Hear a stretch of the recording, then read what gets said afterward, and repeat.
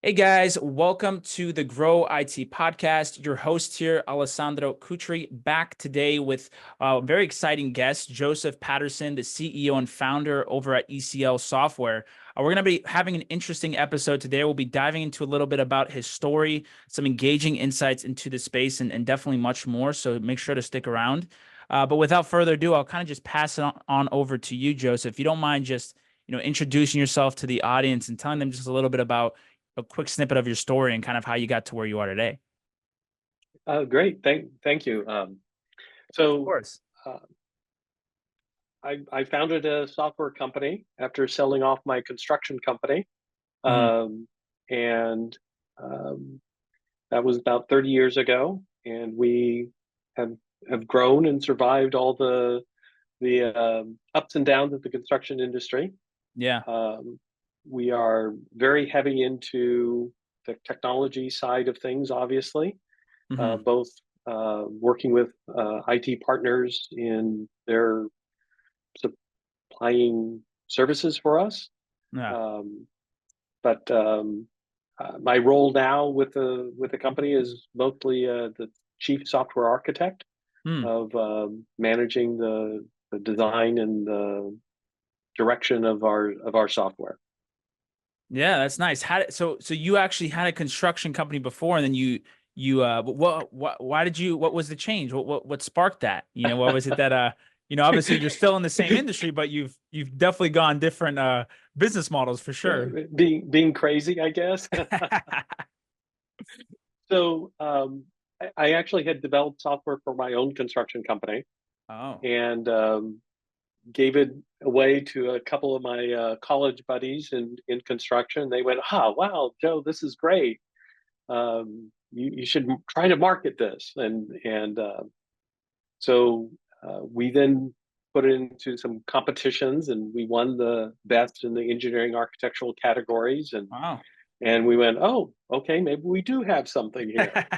And so we decided to uh, to take the leap back in 1994, so Hmm. exactly 30 years ago, Wow. um, to sell off my construction company and start a software company. Wow. So it's been an interesting ride To say the least, huh? over the decades. Yeah, well, that's awesome, man. I can always respect I mean, building business is fun either way you cut it, right? There's definitely there's the ups and downs that come with whatever business you're building, but I'm sure that the software business will keep you on your toes. That's for Yes, sure. yes, Um, constantly changing. yeah, that's for sure. So I'm curious, man, and I maybe wanted you just to dig a little bit into it. Obviously you've been in the construction industry for a while now, right? In terms of, you've probably seen some ebbs and flows, markets change, go up and down. What are some of the current trends that maybe you're noticing right now within the market that are, top of mind to you? So the um, I right now it's like a not knowing what to do. I mean, with we had um, there's always been this cycle in construction. There's always construction bubbles, and then they burst, and we go down, and then we start back up. Yeah. But and I think the pandemic had a big influence on that in shifting, I'll say, landowners and developers' perspective as to Mhm. what is most important. We know the housing, we have the United States has a housing shortage, so that's always a push. Um, and interest rates have a big play on will developers go and build houses? They will if people can afford them, right? Yeah. So if the interest rates are low enough, they can more easily afford them. They can go forward. And then on the commercial side, we have we don't know what our really our office modes are. I mean, Mm. so many people are working remote now because Yeah. the pandemic kind of forced that to happen. But now industry and businesses are going, oh, we could do this remote thing on a permanent basis. I mean, Yeah. we've gone totally remote. Um, we decided not to renew our lease on our office space. We went, hey, this is working, Yeah. I'm curious to So get your take on that because yeah, we have a lot of people that are, a lot of CEOs, founders that tune in and they're thinking, okay, do we go remote? Do we go, do we stay in office? What would you say are maybe the pros and cons of each? Because you've kind of now dabbled in both. yeah. So um, And then which one would you recommend? Right. I think that'll be another question. what's very, I think it depends on it depends on how you utilize technology. I mean, Mm, in our company, we are constantly connected. We use this software called TeamFlow, and it is it it's basically kind of like a Sims game almost, in yeah. which you have a virtual office and people can come into it anytime and start talking to you, and so we've kept things kind of open. Um, our cameras are on, so if they go into our office, they can actually see if we are in our office or not. Yeah. um, so in that respect, it's not um, it's actually pretty easy, and we have standard stand-up meetings every day, so that makes us kind of that water cooler,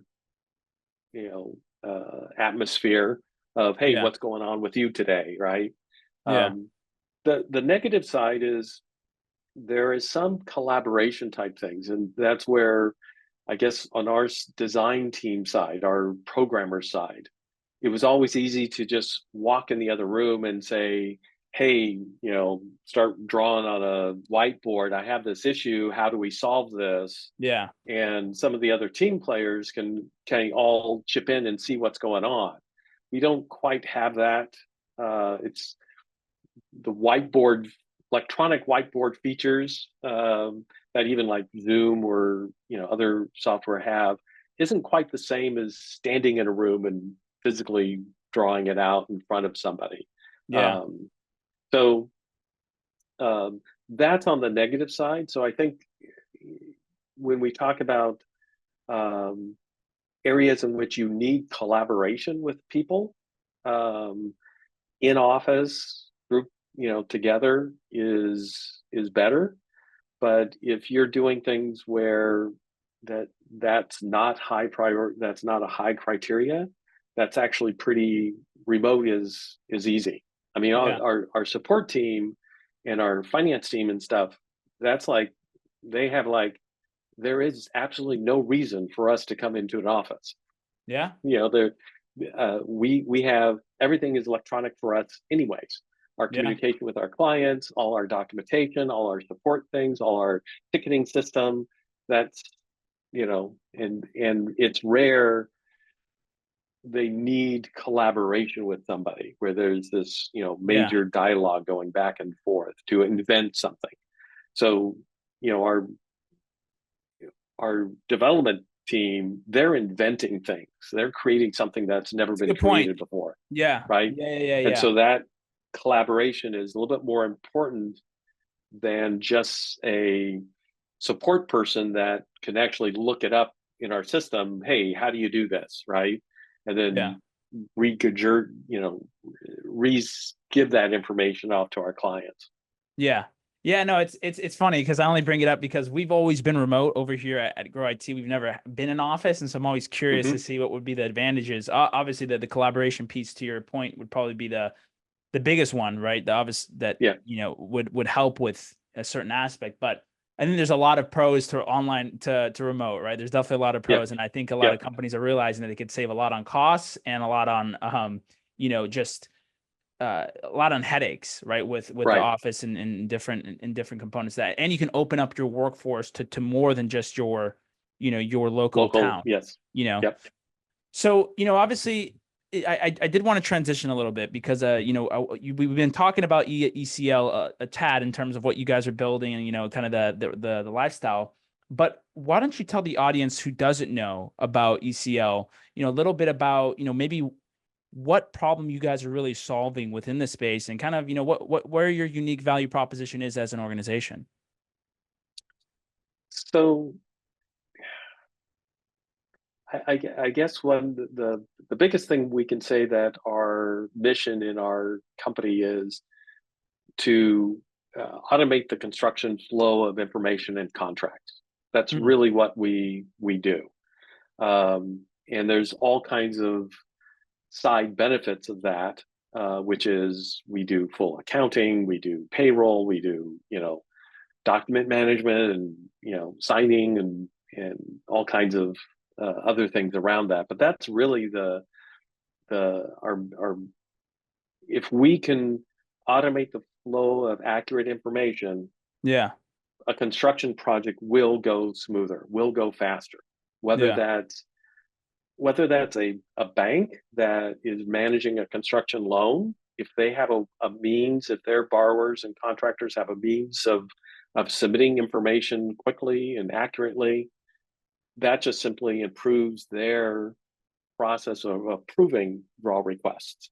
yeah, Um, and that goes with same thing if a general contractor, if the subcontractors can get their subcontracts quickly and their change orders processed quickly and their invoices in automatically and validated quickly, then that just speeds up the whole construction process yeah. um, for it. So That's really our main purpose.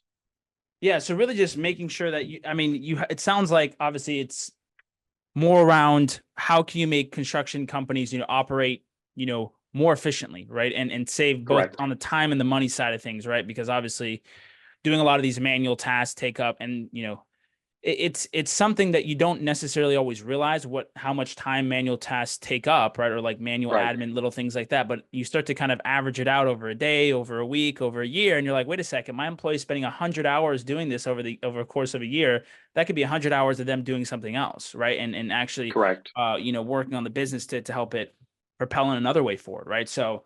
There is a lot of value in that, and I think it's sometimes just about explaining it the right way, right, to those Yes. Yes. business owners. And obviously for me, it's hard for me to see always like 5 to 10 to 15 years out, but the next 12 months, man, like what is that? What is the vision, continue to look like for ECL, and what you guys are, continuing to try to build? So we've always believed in, just like in construction, you have to build the foundation first before you can put the floor on, the walls, and the roof, right? So Yeah, we always look at, let's start at the the smallest component of data yeah, that a contractor would do, and we never want to do it, enter the information twice. All right. mhm. So one of our taglines is just do it once. We have a product even called just do it once. Yeah, Um, and the whole point is, where we look at 30 years ago, the process was, hey, I'm going to write a subcontract in Word. I'm now going to re-enter that information into some type of accounting system, and then that's going to start managing the project. It was always a double entry type thing. I'm going to take that proposal from the contractor, I'm going to manually re-enter it into my subcontract, or in my bidding estimating software. yeah, That's what we've always worked to eliminate, so that there's never any re-entry of data uh, into the system. Now we're transitioning to, now how can we help the project manager, the superintendent, that banker that may not know anything about construction? How can we help them analyze what they've electronically got, yeah. and is that an accurate representation of what is actually being done for it? So this is kind of a moving with a new tool, and I hate to use the word AI, Yeah, because it's more than that, or that's part of it, but that's such a buzzword that I don't like to. I get you. Everyone's doing AI for everything, right? Yeah, yeah, yeah, yeah. So I mean, we've been doing stuff, from reading invoices and automatically taking that information and putting it Mhm. into our system, and for many years now. So it's not that we've been taking BIM information into our system and able to analyze and put it in the right places in our system. We've been doing Yeah. that for years. So, but now we want to look at, okay, now that we have this proposal from a subcontractor or a proposal from a general contractor, Yeah. what information in this is different from our standard operating procedure? Because that's what we want to look for. Yeah. We want the system to bring out the differences that someone may miss. You know, you miss that third paragraph on the second page of that proposal, in which the guy says, "Hey, we're not providing X, whatever X might be," and we didn't catch it. You know, that was missed. Yeah. Our software can do those type of things. That's our big push over the next 12 to 24 months, Yeah. is to dial in on those type of things, to be able to say, hey, here is our standard contract that we always use. What's different about this new contract, or this contract that we just had, compared to our standard? You tell me, software, give me all the differences. Yeah. Well, that's fun, man, and it's exciting stuff. And I can tell that you're one of the CEOs that's very product driven, right? And you obviously like, Yes. to Yeah. I'm sure that you're probably the head of, the product in a sense, right? You're making all the tweaks, Yeah. you're probably driving that forward. So it's definitely you know, that's more like my partner, who's more of like, the technical guy. He loves the technical pieces and components of things. So it's it's fascinating to hear you kind of talk through that, right? And you see the different little changes, because you have to always be innovating, right? As a Yes. software, you have to Yes. always be, what's the next thing? What's the next thing that we can Yes. do? How can we improve our product, right? Because otherwise Right. you're going to get left behind, from the other competition that's coming in the game, right? Yep. So Yep. it's the mindset that's needed. And on that, man, you've done a couple business ventures at this point, and you've built up, a couple of companies. A lot of founders and CEOs tune into the show, right? And I guess if maybe they're more early stage, or they're starting a company, maybe they're early on in their career, what type of mindset would you tell them that they really need to have in order to make sure that, they can lead a successful company?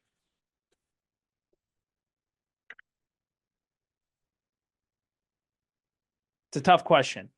It's a tough question, and I'm trying to think there is no one word answer that I could Yeah. I think. Um, you, I can only say in my world, um, integrity is extremely high. You always have to say what you do and do what you say. Yeah. Um, and that was real easy in the construction world when I was building things, Yeah. because hey, the foundation, it's either done or it's not done. There's no virtual thing there. Yeah. In the software world, there's this virtual world, and unfortunately, I've had more experiences in the software world and the technology world of people promising the world and delivering very little. Yeah. And I think that's one of um, the big things that, especially in the technology world, is to kind of under promise and over deliver, Yeah. right?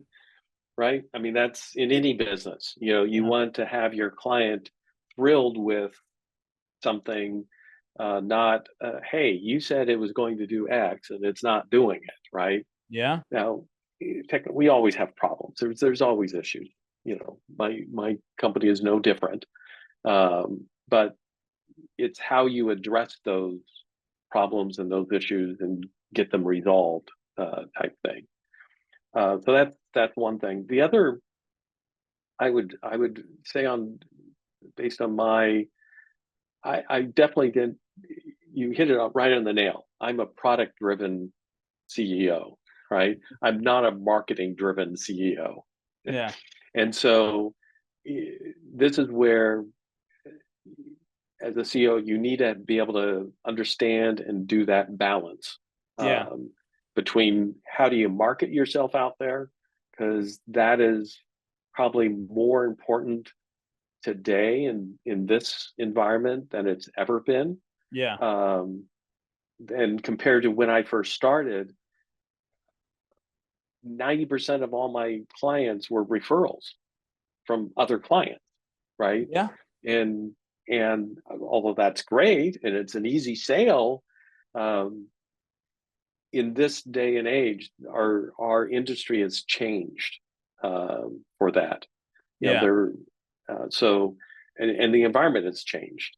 Yeah. You know, people don't go to social networks for bankers, you know, on a weekly basis, right? It's just, you know, it's just those type of things, those groups that you would have where you would have a social connection that Hmm. would build your marketing. They don't exist like they did 30 years ago. Let's put it that way. I'm really dating myself. No, but it's true though, right? It's true. And Yeah, especially like, with the rise of social media and, how prominent you have to be, like how much of a prominent aspect that is of business nowadays, you have to be, you know, very proactive about that, right? Because, like you yep, said, at some point, some could even, I mean, product is always going to be king, right? Because without a good product, you're not going to be able to you right. can't market, I mean, you could market a bad product, but Yeah, you're going to still like churn everyone, right? Like you'll right. have people that'll come in, but then then you'll have negative word of mouth working against you, which is Yep. worse than, anything that you can have. And so to your point, I do think that there's a lot of technical CEOs who don't always think about the marketing and the sales side of things, right? But being kind of aware of your deficiencies, right, as the CEO, because you're not going to be able to do everything, right? But then Right. learning where you can actually, what skills to learn and then what skills to also hire for is important too. Is right. Where Yep. where can I Yep. bring someone in that can help with this weakness of mine, right? So just yeah, but I agree, man. I think it's so important to have that marketing and to be top of mind, right? Because Hmm. product is super important, but then the set right, I would say maybe equally, right, or maybe right under is the Right. marketing and how are you Yeah. actually promoting the product that you have. Exactly. Exactly. Yeah, and I guess to maybe end on right. It's been a phenomenal conversation, Joseph. Kind of hearing a little bit about your journey in the space and all the ins and outs of it. If you had to give one piece of advice in terms of something that you maybe wish you had avoided, right? Saying like, hey, I made this mistake, and I've now learned from that mistake, that you can maybe share with the audience, and this can be towards anybody that's out there that you'd be able to kind of share this wisdom to. Do you have another hour? I'll list them all. Maybe I'll give you a couple ones, right? You can Yeah. limiting it down to one might be tough, right? I'm even I think with me, it was not paying enough attention to the marketing side Mm, of my business. yeah, That really was. Um, I don't I don't necessarily regret it, yeah, but it's something that would have made a huge difference in our company if I had focused more early yeah, on the marketing aspects yeah, of yeah, how are we going to market this product. yeah, How are we going, you know, some of the branding type stuff, you know, that um, we have now, but you know, it's not what we had early on yeah, for it. I think that would be um, the the best, the number one thing, and the number two is also well capitalized. You know, having good capital to do those marketing efforts that are needed. So yeah, yeah, yeah. And I mean, it takes money to make money, right? yes, I think yes, people often yeah, forget that, right? Like it's right, when you're really looking at it strategically, right, as a business owner and CEO, and you're looking at, okay, what is my customer lifetime value? And that's why that's such an important, metric for people to track is like, okay, how much is a customer worth to me?